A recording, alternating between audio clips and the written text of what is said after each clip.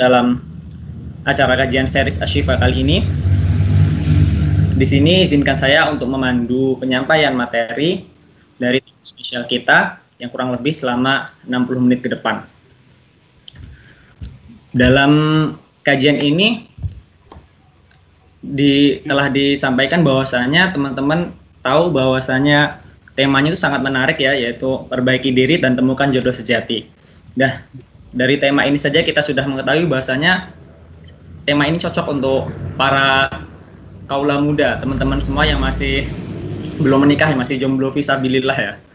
Ya mungkin tak berlama-lama ya kita kenalan dulu sama tamu kita yang akan menyampaikan materinya pada sore hari ini.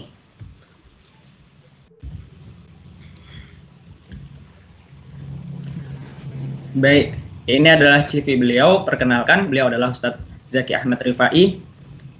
Beliau lahir di Jakarta pada 22 Februari 1994. Nah, beliau juga seorang penulis ya.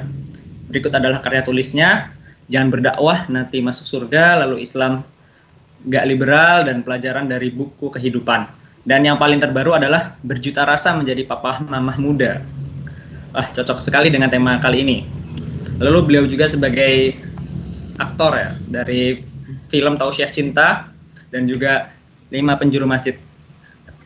Dan beliau ini ada pendidikannya dari SD, SMP hingga SMA di Bekasi, dan kemudian melanjutkan pendidikannya di UIN Sunan Kalijaga di Yogyakarta, sekaligus S2 juga di sana. Ya, beliau juga memiliki pengalaman organisasi, yaitu sebagai kebanyakan adalah ketua umum kami ya. Mungkin teman-teman juga pada tahu ya, kami adalah, dan beliau juga sebagai pengurus wilayah, pengurus daerah, pernah menjabat semua. Dan aktivitas beliau yaitu mengurus anak, menulis, dan juga jalan-jalan. Dan status beliau sudah menikah. Jadi cocok untuk mengisi tema kali ini ya. Dan mungkin kita dapat panggilkan saja ke Ustadz Zaki. Apakah sudah hadir, Ustadz?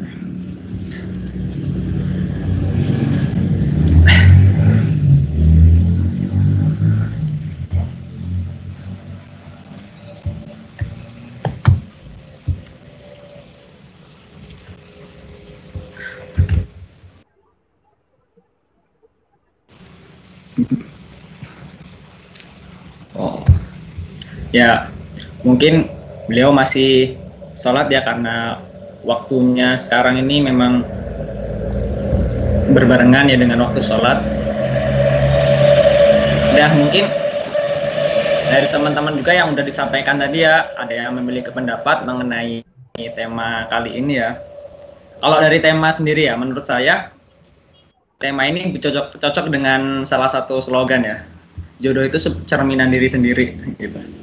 Jadi dalam tema kali ini perbaiki diri dulu, baru temukan jodoh. Jadi ada 2 tahap yang harus dilewati. Pertama adalah perbaiki diri. Gunanya apa sih perbaiki diri itu? Ya, kita tuh menjadi pribadi-pribadi yang lebih baik ke depannya. Sehingga insya Allah kita akan dipertemukan dengan orang-orang yang baik juga gitu. Terutama pasangan hidup.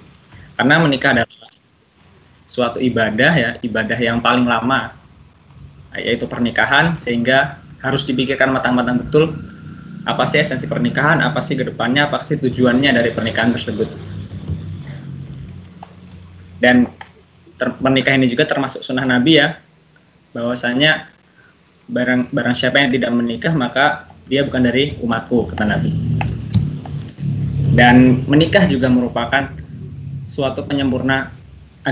Jadi kalau misalnya kita belum menikah tuh, kita masih di tahapnya belum ada setengahnya kita udah nyelesain agama ini gitu, kewajibannya. Karena menikah adalah separuh agama, berarti kan sudah 50% kalau kita udah menikah. Dan sisanya adalah bukan nikah lagi, tapi sisanya memperbaiki diri, meningkatkan ketakwaan kita kepada Allah Subhanahu wa taala. Ya mungkin bisa ditunggu dulu ya karena belum hadir.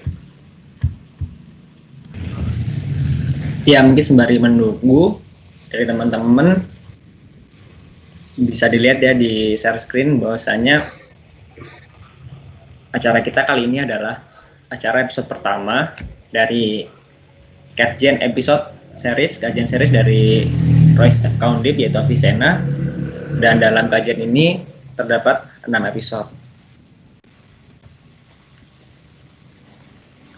Nah, jadi dalam setiap kajian seriesnya beda-beda, tetapi yang jelas isinya pasti menarik, sehingga dari teman-teman semua bisa dijadwalkan untuk mengikuti semua agenda dari kajian series dari FK Undip ini, dari Avicenna sendiri. Yang pertama dibuka dari, belum lama ya, ada grand opening, lalu dari episode pertama dari Ashifa, lalu dilanjutkan oleh Royce dari jurusan lain, itu film Kagi, lalu Fasing, SKU, dan Alvaros, dan ditutup Avicenna.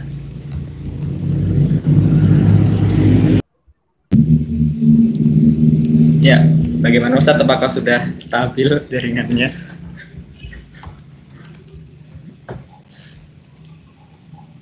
Jaringan sih insya Allah stabil ya. Cuma ini soalnya saya nggak pakai aplikasi, tadi disuruh update aplikasi dulu, jadinya pakai web. Ya mungkin PPT bisa di share screen dari panitia saja ya Ustaz. Atau gimana? Nanti coba saya share sendiri coba ya, biar lebih gampang juga.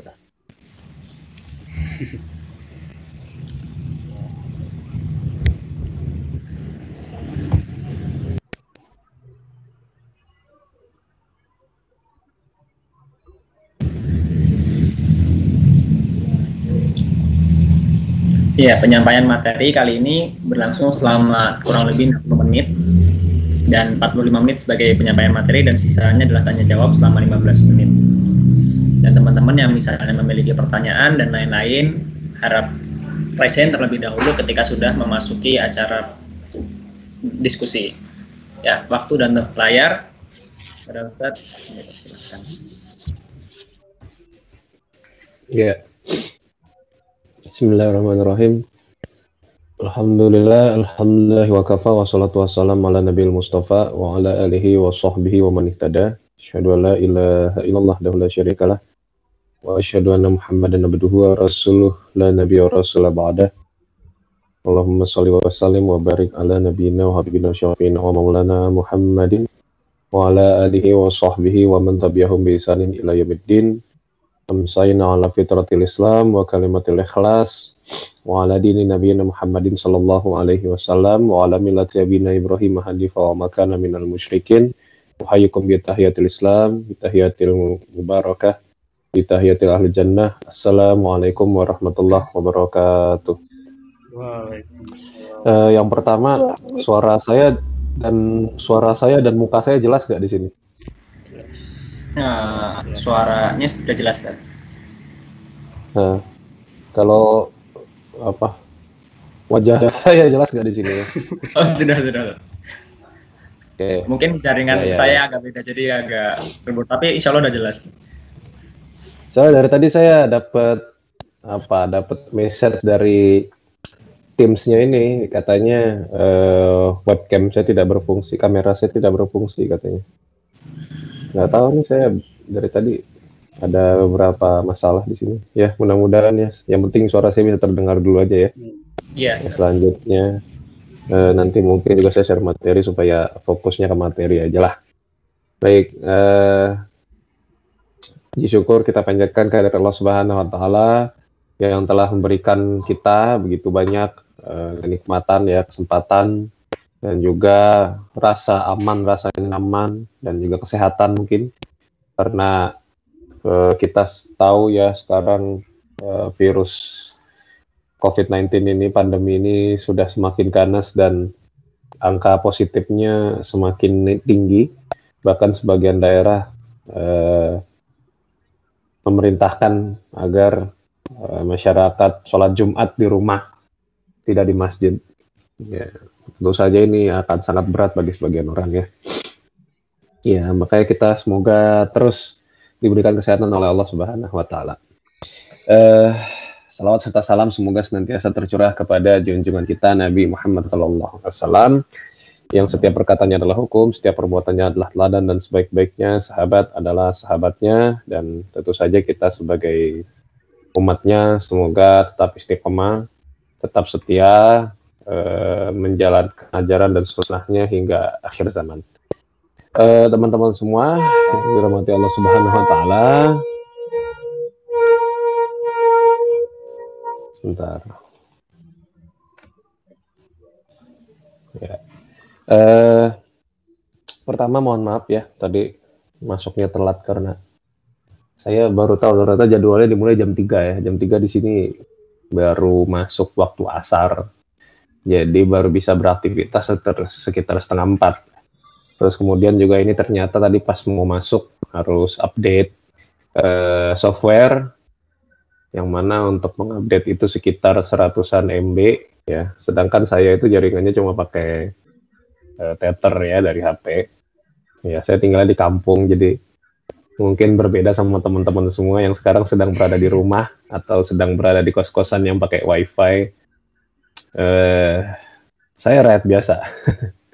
Jadi kalau di tengah-tengah rakyat sedang kesulitan beli BBM atau beli atau harga yang semakin naik gitu ya, harga sembako yang naik dan lain sebagainya, ya kerasa buat saya ya.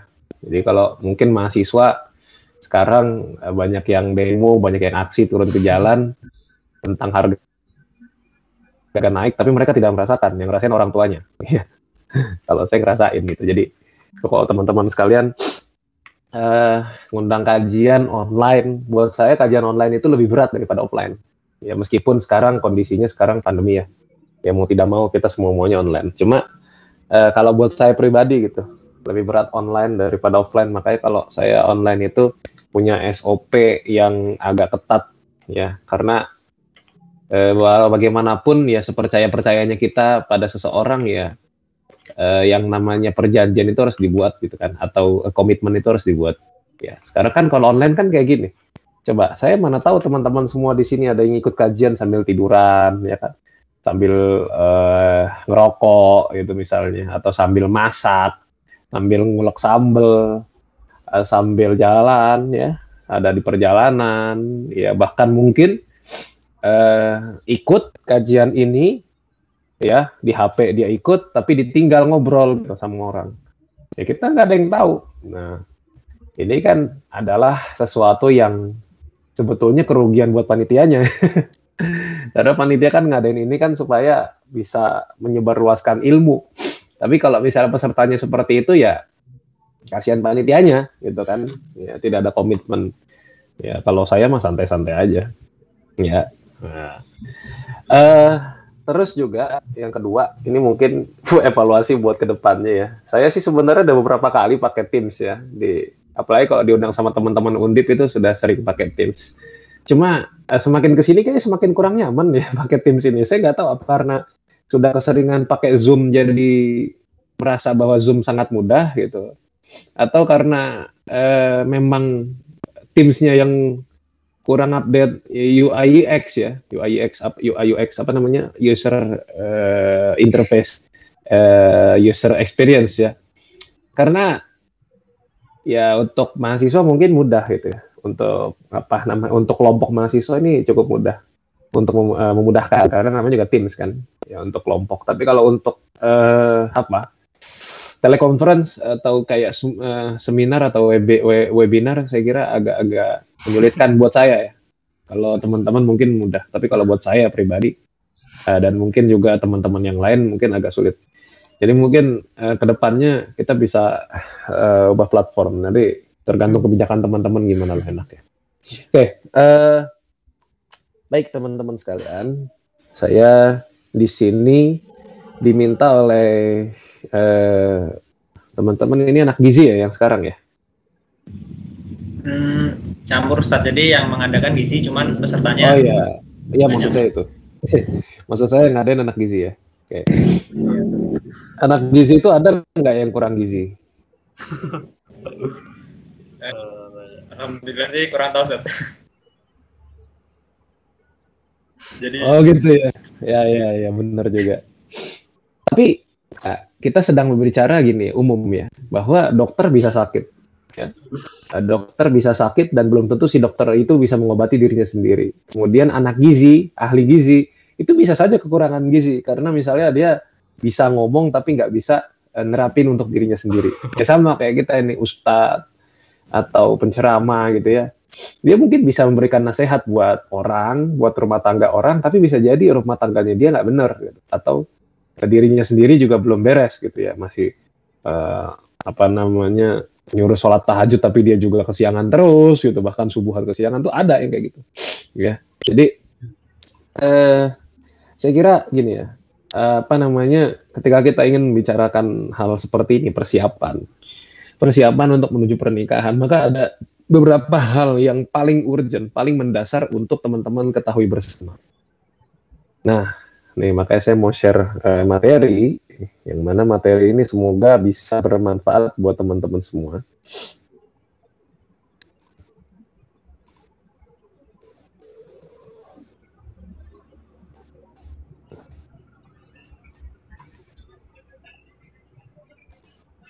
Nah, ini dia nih. Saya pakai browser, ternyata nggak beda jauh ya, saya pikir. Udah tampil belum sih? Udah belum? Sudah. Oh, sudah. Oke. Ya, saya lanjutkan. Nah, teman-teman sekalian, kalau kita ngomongin soal mempersiapkan diri, sebetulnya kita sedang membicarakan bagaimana kita mempersiapkan diri menjadi manusia seutuhnya. Karena untuk menjadi suami, atau menjadi istri, atau menjadi ayah, atau menjadi ibu, itu tentu kita butuh kriteria yang ideal, ya. Kriteria yang ideal. Artinya, kalau misalnya kita pengen menjadi suami yang baik atau istri yang baik, tentu saja kita harus mencari model yang paling mendasar dari seorang laki-laki atau seorang perempuan. Oke, jadi gini. Kadang kita tuh sering ngomongin soal memantaskan diri. Kalau mau nikah, memantaskan diri dulu ya. Memantaskan diri untuk menjadi suami atau menjadi istri atau menjadi ibu atau menjadi ayah gitu. Tapi kita lupa bahwa sesungguhnya segala sesuatu itu butuh memantaskan diri. Jadi memantaskan diri itu nggak cuma buat nikah, tapi untuk segala sesuatu ya, untuk segala sesuatu ya. Jadi dari kita misalnya pengen menjadi manusia seutuhnya, pengen menjadi hamba Allah yang terbaik. Kalau teman-teman pengen jadi karyawan yang baik, pengen jadi bos yang baik, pengen jadi mahasiswa yang baik, pengen jadi dosen yang baik, pengen jadi dokter yang baik, pengen jadi ahli gizi yang baik, semua harus memantaskan diri. Ya. Nah, gimana cara memantaskan diri untuk menjadi ahli gizi yang baik? Apakah teman-teman harus hanya belajar tentang gizi? Kan tidak. Ya, teman-teman harus belajar tentang misalnya komunikasi, tentang psikologi, ya. Bagaimana kalau misalnya ngobrol sama klien atau sama pasien. Jadi selalu ada hal yang kadang luput dari perhatian kita, ya. Kadang memantaskan diri untuk menikah. Akhirnya semua-muanya dihubungkan dengan menikah. Akhirnya semua-muanya dicita-citakan untuk menikah. Orientasinya terus menikah. Nggak harus seperti itu, teman-teman sekalian. Bahwa kalau kita mampu untuk menjadi hamba Allah yang baik, tentu kita juga akan menjadi manusia yang baik. Kalau kita mampu untuk menjadi hamba Allah yang berbakti, tentu kita akan menjadi anak yang berbakti bagi orang tua kita. Kalau kita pengen menjadi hamba Allah yang masuk surga, tentu kita akan berbuat baik sebagai suami atau sebagai istri kepada pasangan kita. Ya. Nah, banyak orang sibuk berpikir soal menikah muda, tapi lupa mempersiapkan mati muda. Ya, padahal jodoh itu pasti, tapi mati dalam keadaan beriman itu belum pasti. Oke. Ya, jadi nikah muda tuh kayaknya sebuah achievement ya, sebuah pencapaian yang luar biasa bagi sebagian orang gitu ya. Lalu kemudian sekarang sudah ada achievement lain ya. Achievement lain adalah cerai muda. Kayak seolah-olah ini menjadi sebuah pencapaian yang luar biasa di usia muda. Padahal nggak gitu juga. Yang paling penting itu bukan nikah muda atau nikah tua, tapi nikah tepat. Ya. Nikah atau nikah tepat dengan jodohnya. Nikah tepat dengan siapa yang Allah ridhoi kayak gitu ya. Ini yang paling penting. Nah, kalau kita mempersiapkan mati yang husnul khatimah, teman-teman sekalian, maka kita juga pasti mempersiapkan diri agar kita menyempurnakan separuh agama. Kemudian kita juga pasti mempersiapkan diri agar kita menjadi pemimpin keluarga yang sakinah, atau menjadi istri yang taat kepada suami, atau menjadi istri atau ibu yang teladan lah gitu ya, menjadi seorang ibu yang memang menjadi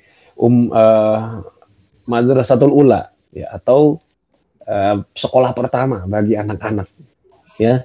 Jadi siapin diri itu bukan cuma untuk nikah muda, tapi bagaimana kita mati muda dalam kondisi husnul khatimah. Enggak, kita bukan minta untuk segera mati, bukan, tapi kita bersiap. Karena kalau nikah kan bisa dirasain ya. Oh, saya mau nikah sama dia nih besok. Ya bulan apa? Misalnya bulan Juli, tanggal 4 Juli saya mau menikah sama si fulan atau sama si fulana. Maka apa yang perlu saya persiapkan? Oh, saya persiapkan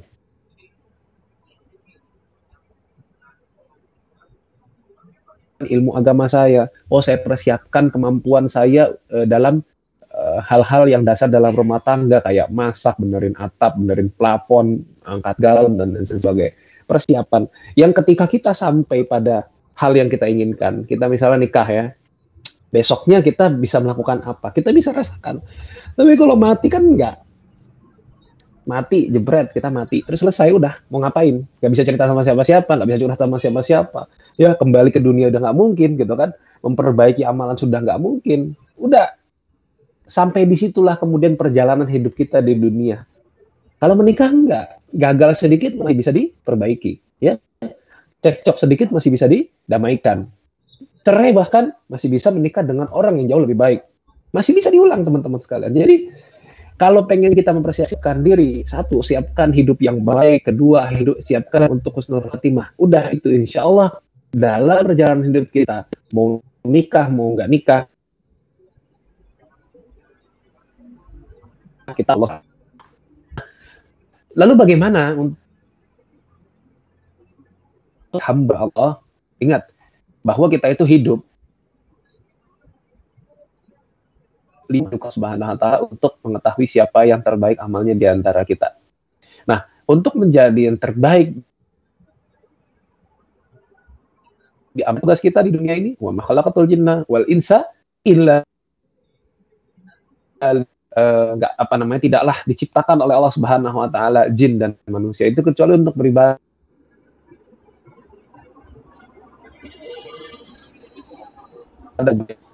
Ketika hidup mengejar sebaik-baik amal, dan ketika kita mati harus dalam keadaan diridhoi Allah Subhanahu wa ta'ala dan kita kepada Allah Subhanahu wa ta'ala. Nah, persiapkan diri kita sebaik-baiknya bukan karena ingin menikah saja, tapi karena ingin menjadi makhluk yang diridhoi Allah Azza wa Jalla. Ini dulu teman-teman, sampai di sini dulu ya. Maka evaluasi diri kita. Kalau teman-teman ada yang punya cita-cita nikah, sudah menjadi manusia yang baik belum buat temannya? Kalau menjadi anak yang baik belum buat orang tuanya? Sudah menjadi saudara yang baik belum buat kakak yang baik belum buat teman-temannya sekarang? Jadi itu aspek itu aja kita lupakan ya. Aspek yang paling mendasar, menjadi anak yang baik kita lupakan, menjadi karyawan yang baik kita lupakan, menjadi mahasiswa yang otomatis ya kita sulit untuk menjadi suami atau istri yang baik. Kenapa? Karena menjadi suami atau istri yang baik itu adalah ya pelajaran atau belajar yang tidak akan pernah selesai, never ending. Dia nggak bakalan selesai. Ya, kita akan terus belajar menjadi orang yang baik, untuk menjadi hamba yang baik, untuk menjadi pasangan yang baik, terus dan terus dan terus. Ini nggak akan pernah selesai, teman-teman sekalian. Makanya jangan sampai kecewa di kemudian hari, ya. Yang penting kita sudah mempersiapkan sebaik-baiknya menjadi makhluk yang diridhoi Allah Azza wa Jalla. Nah, teman-teman sekalian, kalau kita ngomongin nikah, pasti kita ngomongin menghindari zina, pasti. Jadi kalau misalnya teman-teman suka main Twitter, terus ada kemudian yang bilang, banyak yang bilang nikah itu menghindari zina, tuh yang nikah masih banyak yang berzina, gitu ya. Atau yang menghindari zina tuh bukan cuma dengan nikah, mati muda juga bisa, gitu. Ini nggak mendidik, dan dia berarti nggak ngerti. Karena agama kita yang menjelaskan itu, agama kita yang menyuruh kita untuk menikah, untuk menghindari zina. Lah terus ada tuh mas yang habis nikah terus masih berzina. Iya dia habis nikah aja masih berzina, apalagi yang enggak. Gitu loh. Ada tuh mas yang pakai jilbab tapi masih gibah. Dia pakai jilbab aja masih gibah, apalagi yang enggak. Ada tuh mas yang pakai jilbab katanya masih bisa masuk neraka karena dia berpakaian tapi telanjang. Dia pakai jilbab aja bisa masuk neraka, apalagi yang enggak. Gitu. Ya. Jadi logikanya jangan dibalik. Ibadah aja masih bisa masuk neraka, apalagi yang enggak. Jangan sebaliknya. Ngapain saya ibadah? Beribadah aja masih bisa masuk neraka. Jangan kayak gitu. Ya. Ngapain saya kuliah? Nggak kuliah aja bisa kaya.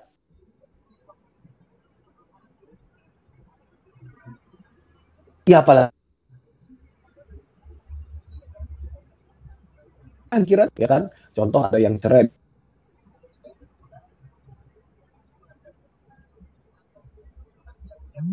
Udah nih kayak gini, padahal nikah muda yang nggak kuliah sukses jadi kaya banyak, yang sukses dengan kuliah lebih banyak. Ini nggak boleh tutup mata teman-teman sekalian. Ya, jadi nikah itu memang solusi untuk menghindari zina. Ya karena memang ini perintah agama kita, ya masyarakat syabab man istata'a minkumul ba'a falyatazawwaj. Wahai para pemuda sekalian, siapa di antara kalian punya ba'ah, punya kemampuan yang dijelaskan oleh Imam An-Nawawi, ba'ah ini adalah selain kemampuan reproduksi juga, yaitu kemampuan untuk menafkahi, kemampuan finansial. Siapa yang sudah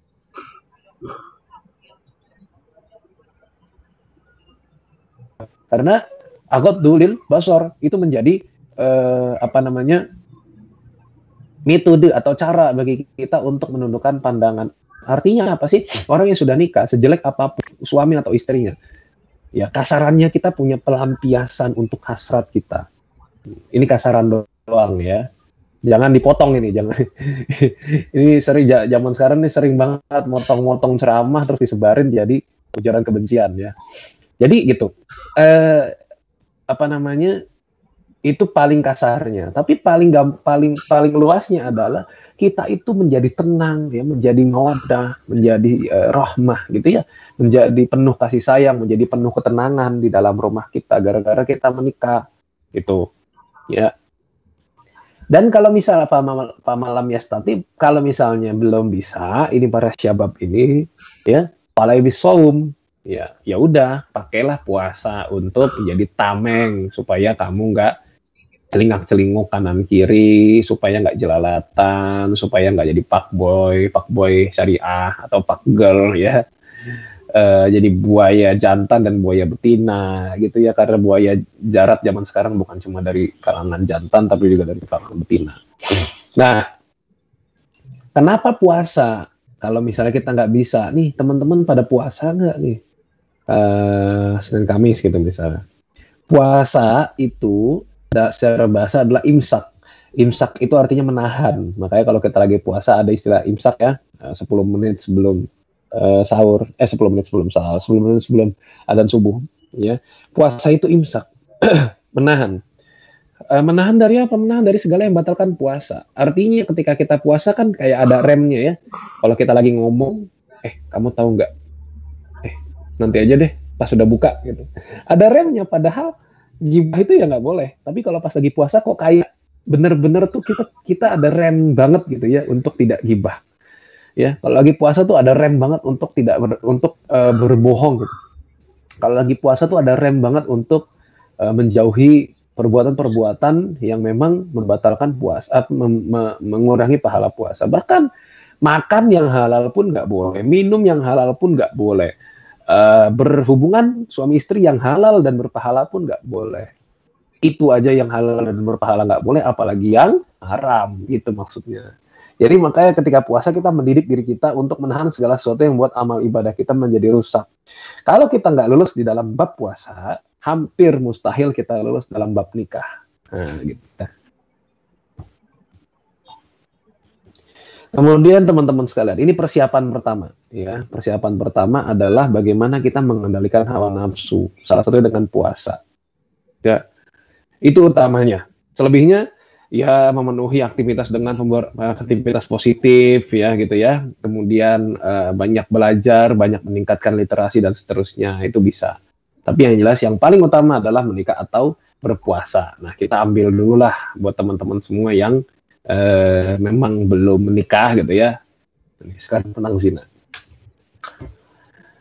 Ingat ini, ada zina majazi namanya. Zina majazi itu adalah zina yang dia itu belum sampai kepada tahap persetubuhan.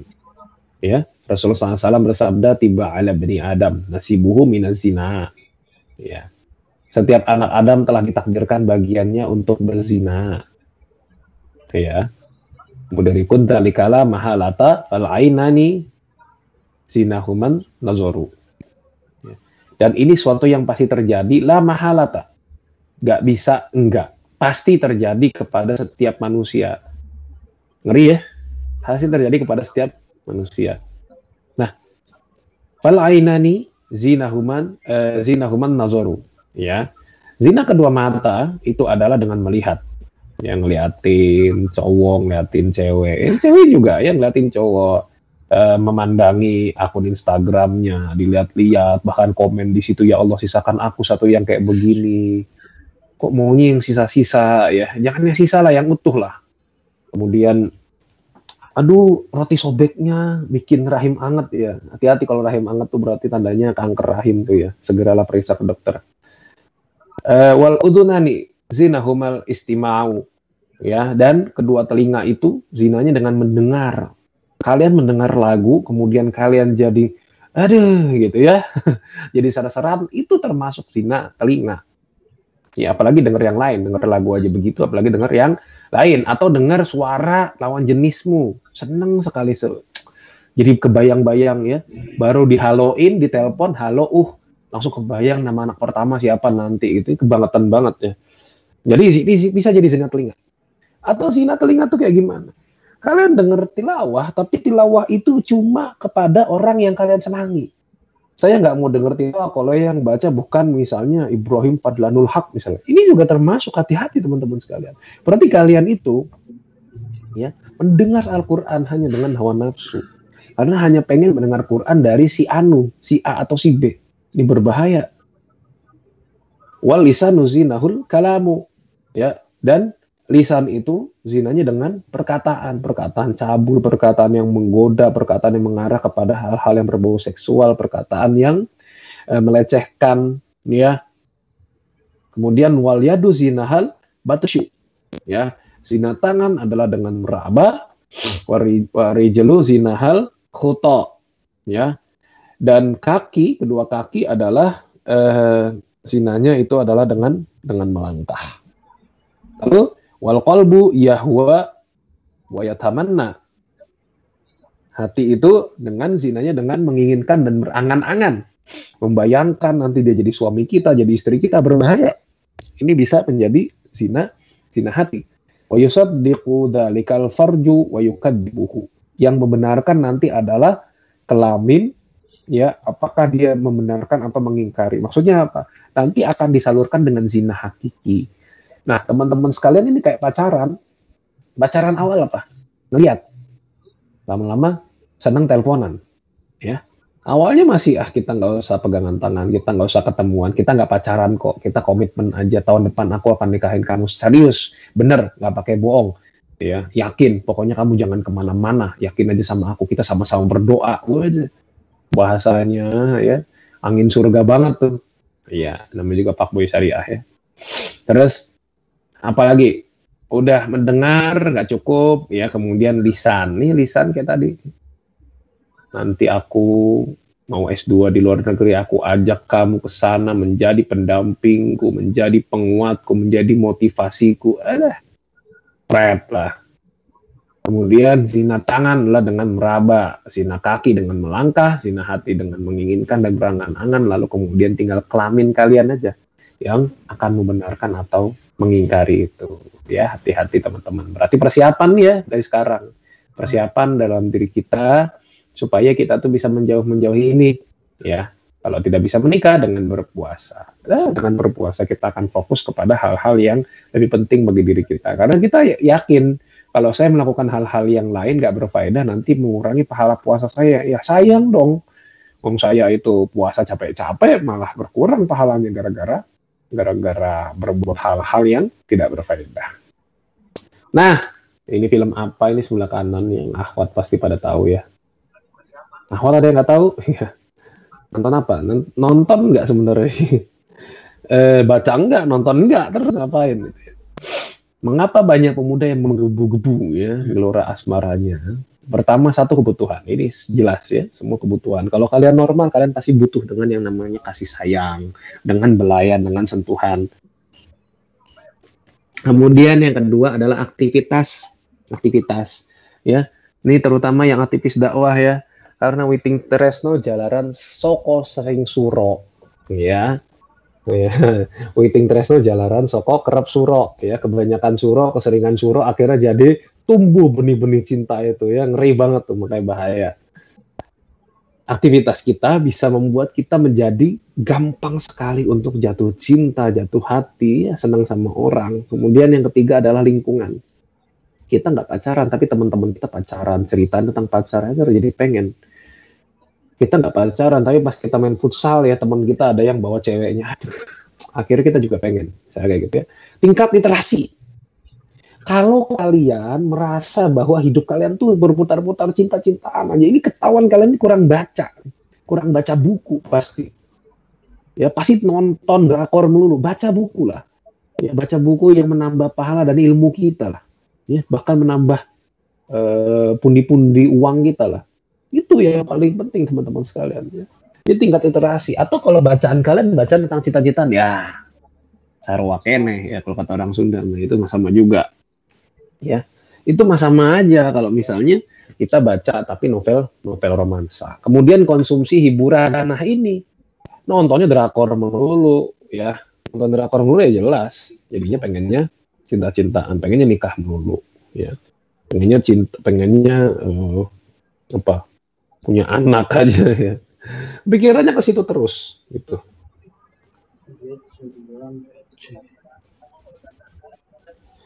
Oke. Ya, ini ya hal-hal ini ya, waspadai.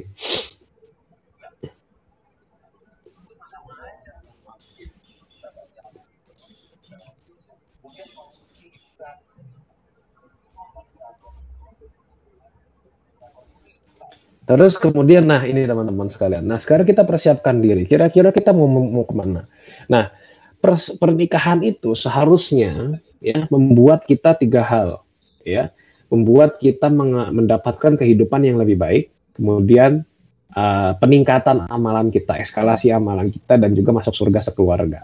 Nah, kehidupan yang lebih baik ini pertama, menikah itu meskipun kita bukan dalam kondisi orang kaya, bukan dalam kondisi punya banyak uang, tapi seharusnya kita punya keinginan ketika setelah menikah nanti hidup akan lebih baik. Ya, meskipun ini tergantung rezeki masing-masing ya, tapi kita harus punya cita-cita untuk itu. Harus lebih baik. Makanya kalau kita sering lihat ya, ada teman yang habis nikah terus jadi lebih gemuk ya. Saya nggak tahu itu gemuk itu karena dia bahagia atau karena stres ya. Karena ada orang yang makin gemuk gara-gara stres kan gitu kan. Teman-teman gizi pasti tahu lah. Ada orang yang seperti itu. Ada orang yang stres jadi makin kurus. Tapi yang jelas biasanya memang orang yang setelah menikah dia ada pertambahan kebaikan ya. Entah secara penghasilan atau kebahagiaan dan seterusnya. Harus ada peningkatan ya. Ada lebih baik lah daripada sebelumnya. Kemudian yang kedua peningkatan amal. Amal harus meningkat. Yang tadinya sholatnya jarang-jarang harus lebih sering. Dakwahnya jarang-jarang harus lebih sering. Jangan sampai orang setelah menikah dia hilang dari peredaran. Ada yang kayak gitu kan, ya habis nikah hilang dari peredaran. Sebelum nikah aktif sekali, ya aktif di kegiatan-kegiatan dakwah, aktif di kajian. Pas sudah nikah hilang. Ya emang ada prioritas yang lain setelah menikah, cuma jangan menghilang betul-betul. Setidaknya kita tetap aktif dalam dunia seperti itu, cuma dengan porsi yang berbeda. Ya, jangan hilang sama sekali. Ada yang kayak gitu, menjadikan istri sebagai alasan, anak sebagai alasan. Gitu. Ini nggak baik. Ini menandakan bahwa pernikahan dia itu nggak berhasil. Ya. Kemudian masuk surga sekeluarga. Ya. Masuk surga sekeluarga itu ya jelas kita punya visi untuk meraih ridho Allah Subhanahu wa Ta'ala ketika kita sudah menikah. Nah, teman-teman sekalian, apa sih yang perlu dipersiapkan? Ya, sekarang ini teman-teman, pertama adalah pasti setelah sebelum yang lain-lainnya adalah kemapanan. Mapan ini dalam hal ilmu, ya, dan juga dalam hal harta. Kalau orang tanya nikah itu nunggu mapan dulu nggak? Saya jawab saya pasti nunggu mapan dulu. Tapi masalahnya mapan itu tidak ada definisi khususnya. Artinya mapan itu silakan Anda mendefinisikan sendiri. Kalau misalnya menurut Anda mapan itu adalah UMR Semarang, monggo, ya nikah aja. Ya. Menurut Anda mapan itu adalah gaji per bulan itu 1,5 juta bersih, itu adalah mapan, monggo nikah aja. Kalau menurut Anda mapan itu harus punya motor minimal, ya udah, ya capai itu, fokus kepada itu. Jadi nggak usah pusing-pusing. Wah, nggak usah nunggu mapan, ini nggak percaya sama Allah, nggak kayak gitu. Semua juga harus ada perhitungannya, ya. Oh, mapan itu harus ada mobil sama rumah dulu. Ya, terserah. Ya, tapi kalau menurut saya pribadi, hal yang seperti itu muluk-muluk. Ya, apalagi kalau kita sendiri bukan berasal dari keluarga yang kaya. Ya, kalau dari keluarga kaya, wajar-wajar aja punya mobil, punya rumah mah ya. Memang orang tuanya kaya kan kayak gitu. Tapi kalau enggak, ya nggak usah dipaksa. Ya, menurut saya ya lebih asik memulai segalanya dari nol sama istri gitu. Ya, betul-betul ngerasain susahnya, payahnya berjuang kan gitu. Ya, makanya di dalam surat An-Nur ayat ke-32 Allah Subhanahu wa taala berfirman wa ankihul ayyaama minkum wassalihin min ibadikum wa imaikum iyakunu fuqara ayyuhnihimullahu min fadlih wallahu wasi'un alim. Dan kawinkanlah orang-orang yang sendirian di antara kamu dan orang-orang yang layak kawin ya, dari hamba-hamba sahayamu yang lelaki dan hamba-hamba sahayamu yang perempuan, ya budak-budakmu laki dan perempuan, jika mereka miskin Allah akan mengkayakan, ya yughnihimullah. Jadi bukan sekedar mencukupkan atau memampukan, tapi Allah mengkayakan mereka dengan karunia-Nya, dan Allah maha luas pemberiannya lagi maha mengetahui. Nah, teman-teman sekalian, apakah harus nunggu mapan? Tadi saya bilang tidak. Tapi yang paling penting ya, mapan secara ilmu. Mapan secara ilmu artinya di sini betul-betul minimal ya, betul-betul punya ilmu untuk takut kepada Allah. Ilmu apa itu? Ilmu misalnya ilmu tentang sholat, ilmu tentang iman, ilmu tentang takwa, gitu ya. Ilmu tentang bagaimana mengelola rumah tangga, itu yang dasar-dasar lah. Makanya Syekh Abdullah Nasiulwan berkata bahwa memulai pendidikan anak itu bukan dari kita punya istri, bukan dari ketika anak lahir, tapi memulai pendidikan anak itu dimulai dari kita mencari calon ibu bagi anak kita. Jadi pas nyari calon istri itu dimulai. Jadi cari yang paling baik, yang terbaik, yang dimana cocok sama kita juga akan menjadi ibu dari anak-anak kita. Itu. Ya, kemudian yang kedua tadi mapan, ya mapan secara harta. Karena ba'ah di situ bukan hanya reproduksi, tapi juga ba'ah itu juga mapan gitu ya, punya harta, punya penghasilan yang dimana kalian mampu, yakin dan mampu dan yakin untuk bisa menghidupi rumah tangga kalian. Ya, jadi nggak masalah mau gaji berapa, nggak masalah. Patokannya adalah patokan pada diri kita sendiri, bukan pada diri orang lain. Ya, jadi sekarang mau nikah lah ya. Meskipun, nah ya lebih enak nangis di mobil daripada nangis di motor ya. Ya, kalau nangis di motor kalian nggak bisa berantem, ya, apalagi motornya R-King ya, knalpotnya bunyi tong tong tong tong tong tong tong tong gitu. Kayak naik Vespa gitu. Wah, istrinya nangis gitu. Bang, aku udah nggak kuat lagi. Hah? Apa? Nggak kedengeran? Ada suara ini ya, suara knalpot. Nah, kemudian ini eskalasi amal. Ya, dari amal yang sedikit karena dulu cuma sendirian kepada amal yang lebih banyak dan lebih bermanfaat. Jadi sekarang tuh dilihat nih, diri kita sekarang nih, amalan-amalan kita sekarang nih, di masa yang sekarang tuh seperti apa nih, di masa jomblo sekarang ini. Amalannya sudah bagus apa belum ya? Masih compang-camping, dan apa yang kurang? Jangan sampai ini udah sedikit malah jadi makin sedikit ya. Kacau itu kalau makin sedikit. Ya, terus nah, makanya ini juga termasuk dari bagaimana kita melihat bahwa diri kita sudah pantas atau mampu menikah. Yaitu ketika kita mampu untuk tidak emosional terhadap hal-hal yang sepele. Ya, mampu tidak emosional terhadap hal-hal yang sepele. Ya, gagal nonton Ikatan Cinta, ketinggalan. Udah, nggak usah marah-marah ya, nggak usah nangis-nangis, biasa aja. mampu tidak emosional terhadap hal sepeda. Karena nanti kalau kalian sudah punya anak, itu akan bertemu dengan banyak sekali masalah-masalah yang sepele tapi jadi besar. Karena juga lembaga rumah tangga itu biasanya ya banyak masalah-masalah kecil jadi makin besar, dan banyak masalah-masalah besar dianggap kecil, ya. Tidak komunikasi dianggap masalah kecil. Padahal itu masalah besar, ya. Konflik yang cuma gara-gara misalnya suaminya di komen IG-nya sama mantan, padahal nggak ada apa-apa di situ dan nggak pernah komunikasi, terus istrinya yang marah, itu ini masalah kecil yang dibesar-besarkan. Nah itu ya, ketika kita sudah mampu untuk dewasa dalam pikiran kita, ya. Dan kemudian juga kita sudah mampu untuk mengetahui bahwa lembaga pernikahan ini bukan untuk menyelesaikan masalah, tapi justru untuk naik kelas. Karena ketika kita sudah menikah, masalah kita justru nambah banyak, bukan nambah sedikit, teman-teman sekalian. Ya. Nah, makanya kita naik kelas ketika sudah menikah ini. Ya, kita harus dewasa dalam berpikir, dan juga ya pastinya tanda-tandanya tadi ya, seperti saya sudah sebutkan ya, soal reproduksi dan segala macam. Kalau sudah kalian sudah mimpi basah, itu sudah bisa untuk menikah sebenarnya ya. Cuma masa mimpi basah umur 12 tahun terus nikah langsung 12 tahun ya mungkin juga. Cuma yang jelas itu tandanya bahwa kalian sudah bisa melakukan fungsi reproduksi. Nah, teman-teman sekalian, ini idealnya ya sebagai makhluk sendiri ya, makhluk individu alias jomblo. Ya, kalian harus melihat ini idealnya. Pertama, jomblo sholat sendirian, menikah sholatnya berjamaah, pilih sholat sunnah. Kalau sholat wajib tetap di masjid ya.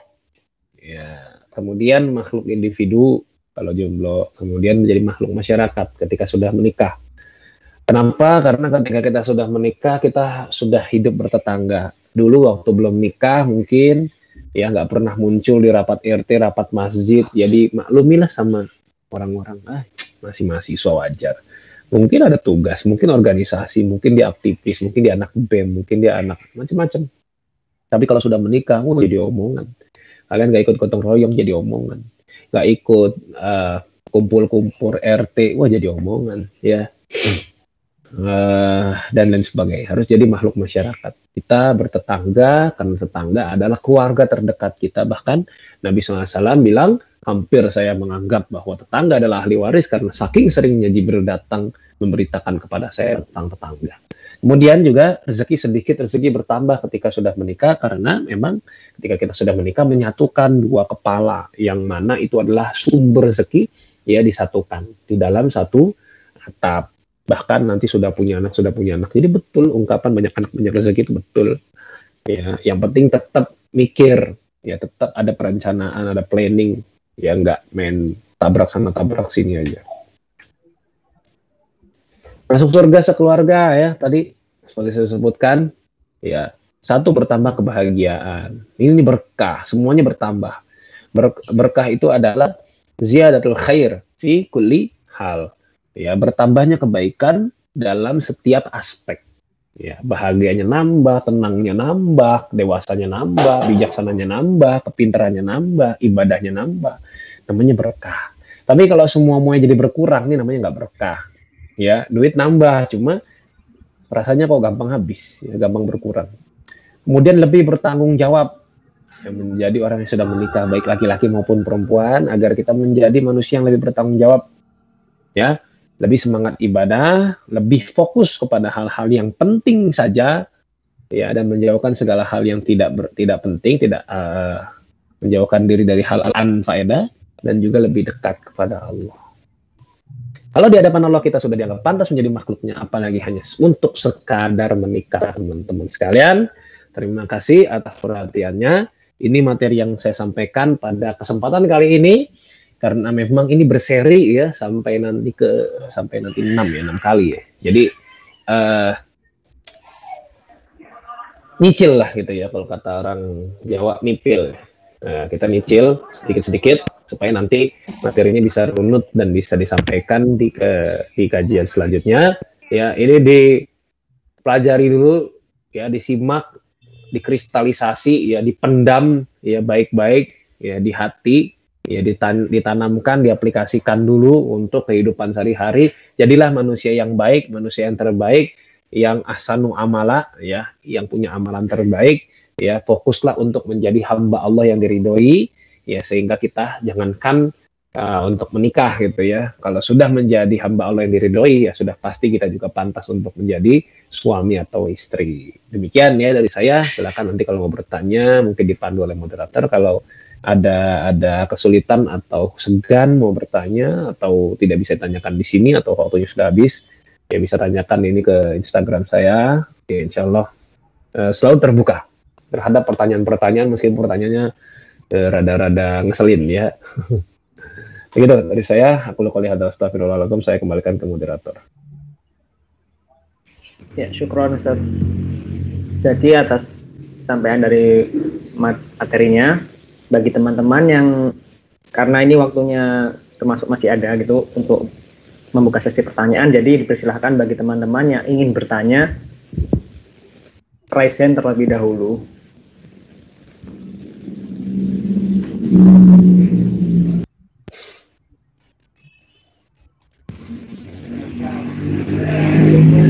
Ya, dari yang pertama ya dari Cahyaning Nana, dipersilakan untuk bertanya, boleh dari chat ataupun ngomong langsung.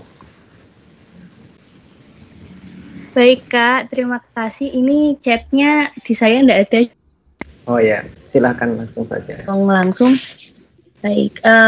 Assalamualaikum Ustadz. Perkenalkan saya Cahyani. Izin bertanya nih Ustadz, gimana ya cara kita untuk memanajemen perasaan gitu? Kan kadang di lingkungan sendiri tuh sering keluar kata-kata dari orang-orang yang mengatakan bahwa sekiranya jika kita memiliki perasaan boleh nih disumbangkan atau dikatakan ke Allah lewat sholat di sepertiga malam. Nah, kalau yang seperti itu bagaimana ya Ustadz?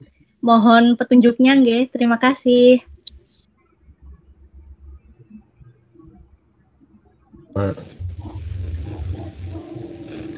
Boleh langsung dijawab.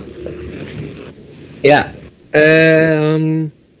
baik, terima kasih Mbak Cahyani ya. Jadi memanage perasaan ya. Perasaan itu ciptaan Allah ya. Manusia punya perasaan itu karena ini adalah bentuk dari kesempurnaan ciptaan Allah ya atas manusia. Malaikat nggak punya. Ya, cuma manusia aja yang punya ini. Nah, makanya perasaan seperti ini kita harus syukuri. Alhamdulillah saya normal, saya masih suka sama lawan jenis misalnya kayak gitu ya. Itu pertama, disyukuri. Kemudian jatuh cinta itu juga halal. Jatuh cinta itu tidak haram dan gratis ya, nggak bayar jatuh cinta itu. Sampai sekarang masih gratis dan tidak kena pajak ya. Nggak tahu nanti mungkin di masa yang akan datang akan kena pajak ya. Kuliah udah kena pajak ya, sembako mau kena pajak juga gitu. Jadi semoga nanti jatuh cinta tidak kena pajak. Nah, ketika kita merasakan ada perasaan kita suka atau kita jatuh cinta ya, yang pertama harus kita lakukan adalah kita harus menggunakan akal. Ya, bukan perasaan masa pakai akal tetap ya. Kan saya kan perempuan lebih banyak pakai perasaan ya, iya. Tapi tetap kita harus memberikan ruang bagi akal sehat kita. Ya, karena biasanya kalau orang sudah punya perasaan dan dibiarkan, dia makin besar makin nggak karuan, makin nggak tahu diri. Ya, munculkan akal sehat. Apa yang pertama? Dia itu siapa? Ya, dia itu mikirin kamu nggak? Kamu mikirin dia mikirin kamu nggak? Ngapain dipikirin gitu? Dia itu siapa? Secara wajah juga nggak ganteng-ganteng amat. Kamu bisa kok dapat yang lebih ganteng, misalnya kayak gitu. Jadi tetap akal sehat kita harus dimainkan, ya. Terus kemudian yang kedua, cari apa sih yang membuat kita tertarik gitu. Dan ini harus hal-hal yang syar'i. Artinya boleh kita tertarik sama dia karena dia orang soleh misalnya. Dan orang soleh ini bukan kita melihat dia sholat wajib di masjid terus ya, enggak ya. Itu bukan soleh, ya emang kewajibannya begitu. Yang soleh itu dia mampu untuk menambah dari kewajiban-kewajiban itu ditambah. Ya, dan bagaimana dia menjauhi perbuatan-perbuatan kemaksiatan itu baru kita bisa melihat dia soleh atau tidak. Nah, dari situ kalau misalnya dia memang orang soleh, orang yang kelihatannya bisa mampu membimbing istrinya gitu ya ke jalan yang benar, nah ini boleh. Tapi kalau misalnya tidak, ya udah, ya oh dia bukan, ya udah, gitu ya.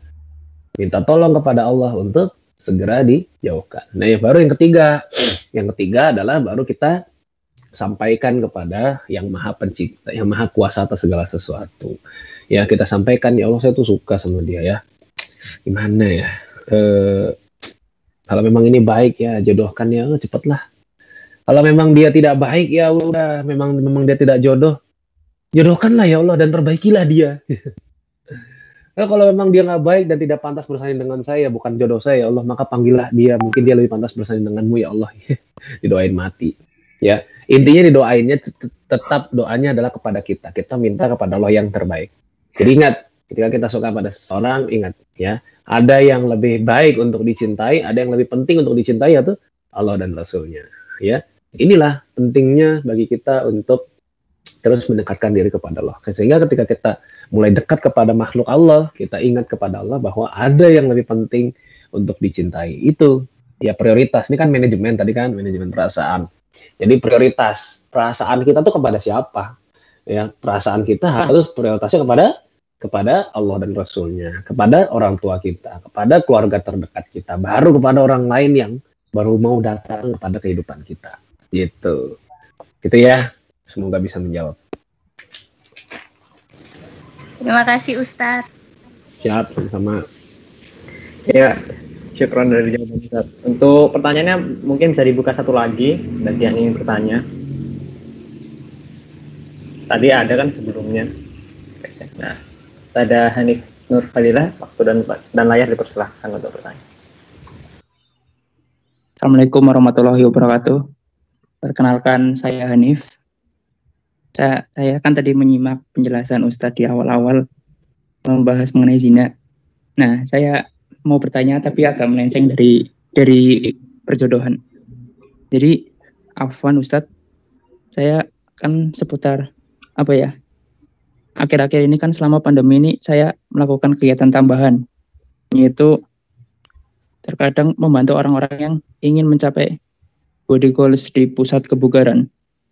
Akhir-akhir ini alhamdulillah saya dikasih kesempatan oleh Allah untuk ikut kajian-kajian ilmu seperti yang pada sore ini saya lakukan. Tapi setelah saya pikir kegiatan yang saya lakukan itu boleh tidak sih dalam Islam? Karena terkadang saat kami mau latihan bersama tuh mungkin pakaian yang wanita-wanita itu terlalu terbuka dengan alasan ingin karena olahraga ya mungkin ya, dan itu membuat saya merasa sedikit sungkan. Nah, bagaimana menanggapi hal tersebut dan mohon penjelasannya secara syar'i, Ustadz. Terima kasih. Baik, oke. Yang pertama Mas Hanif ya, ini pertanyaan juga bagus. Ini kita justru butuh sekali ya. Yang pertama olahraga itu dalam Islam sangat dianjurkan. Sunnah bahkan ya olahraganya, karena ketika kita bugar, ketika kita sehat, kita mampu untuk lebih gampang beribadah, lebih mudah juga untuk membantu orang ya untuk beribadah secara mahdoh dan ghairu mahdoh, secara ritual dan non ritual. Terus kemudian dengan badan sehat juga kita pasti lebih leluasa untuk beramal dan seterusnya. Ini pertama, ini dulu kita ambil. Kemudian yang kedua, tujuan kita olahraga apa? Ini yang paling penting ya. Jadi olahraga menjadi tidak dibenarkan kalau misalnya tujuannya adalah untuk hal-hal yang munkar ya. Oh, saya pengen badan saya bagus supaya saya bisa jadi model panas ya. Saya nggak tahu model panas itu memang dia mungkin jadi model makanan cepat saji kali ya, pakai panas. Pokoknya gitulah ya intinya. Jadi untuk hal yang munkar atau tidak. Nah, ini yang kedua. Nah, kemudian yang ketiga, apakah boleh ya saya menjadi orang seperti itu? Saya juga punya teman banyak ya, instruktur gym. Ya, karena saya juga dulu sempat nge-gym ya. Karena terus saya mendapatkan semacam pengalaman yang tidak mengenakan. Ya, biasalah. Ya, mungkin Mas Hanif juga tahu kalau di tempat-tempat seperti itu ada penyuka sesama jenis ya. Aduh, ya pokoknya kalau diceritakan itu sangat mencekam sekali lah, intinya gitu. Akhirnya saya nggak lagi. Nah, tapi justru kita tuh butuh gitu untuk seperti itu gitu. Kalau saya malah pengen banget gitu ada teman-teman muslim yang usaha membuat pusat kebugaran yang memang syar'i gitu ya, khusus buat teman-teman muslim yang ingin menjaga kebugarannya. Kan banyak teman-teman muslim yang pengen menjaga kebugaran tapi malu kan untuk datang ke tempat seperti itu. Nah, kalau saya pribadi sih begini. Yang pertama, Mas Hanif terbiasa nggak dengan hal seperti itu? Ya, artinya terbiasa tuh bukan berarti ya udah ikut sama mereka, pergaulan mereka ya enggak gitu. Tapi karena bisa jadi ya Mas Hanif itu ditakdirkan oleh Allah Subhanahu Wa Taala untuk berdakwah di medan yang seperti itu, di ladang yang seperti itu. Ya mungkin kalau saya nggak kuat misalnya kayak gitu, atau kalau teman-teman di sini yang kayak gitu mungkin nggak kuat. Nah, tapi Mas Hanif mungkin ya ya menurut Allah ya, itu Mas Hanifnya adalah orang yang pantas untuk berdakwah di situ. Ya kecil-kecilan lah dakwahnya gitu ya, misalnya dengan tetap menutup aurat ya, dengan misalnya makan dan minum dengan tangan kanan ya, dengan duduk gitu kan, terus kasih tahu wah ternyata Rasul tuh hidupnya sehat loh. Nah, kecil-kecilan lah kita ceramahin orang-orang di situ, dulu tuh Rasul gini kayak gitu. Jadi bertahap. Nah, sedangkan kalau bisa dihindari untuk bertemu dengan orang-orang yang perempuan-perempuan yang berpakaian seperti itu, hindari. Kalau bisa, sebisa mungkin ya. Kalau memang ya nggak bisa, terus akhirnya ketemu ya, ya udah. Tapi jangan dinikmati lah, jangan terus-terusan di situ ya. Kalau bisa dihindari, hindari. Terus kemudian kalau misalnya Mas Hanif itu sebagai trainer atau sebagai coach gitu ya, berikan persyaratan. Ya. Saya tidak mau melayani kalau misalnya begini ya. Batasan pakaian yang mau saya layani adalah yang kayak gini, misalnya kayak gitu. Ya, batasan orang yang bisa saya layani selama ini adalah segini, paling banyak segini, paling sedikit segini. Kalau nggak mau ya udah cari yang lain gitu. Ya, saya kira ini penting teman-teman sekalian juga harus perhatian ya sama badan sendiri. Saya ngeliat teman-teman yang anak-anak LDK ini, anak-anak aktivis dakwah ini adalah letoy, loyo gitu. Badannya badannya berat gitu kan, lembek gitu, dagingnya lembek, betisnya lembek, aduh, katanya mau membebaskan Al-Aqsa tapi badannya kayak begini ya. Diajak lari capek, diajak futsal nggak bisa, diajak naik gunung mau pingsan. Kenapa ini anak-anak muslim sekarang ini? Ya kita jangan kalah dong. Kalau kita pengen ikut sunnahnya Nabi ya harus bugar. Fisiknya Nabi itu fisik bugar ya, umur 60 masih bisa ikut perang ya, masih bisa memimpin masyarakat. Nabi kan meninggalnya bukan meninggal sakit-sakitan, nggak bisa bangun, enggak. Ya, tapi ya memang itulah sakitnya Nabi ketika mau wafat gitu. Ya bukan yang sakit-sakitan, diabetes kena lah, kanker kena, enggak. Nabi nggak kayak gitu. Ya, itu pun gara-gara dulu sempat kena racun, ya. sempat makan sesuatu yang beracun. Nabi ya sempat mau diracun sama orang Yahudi, mau dibunuh dengan diracun. Kemudian gagal. Ya, yang meninggal adalah salah satu sahabat Nabi, saya lupa namanya. Cuma yang jelas begitu, ya.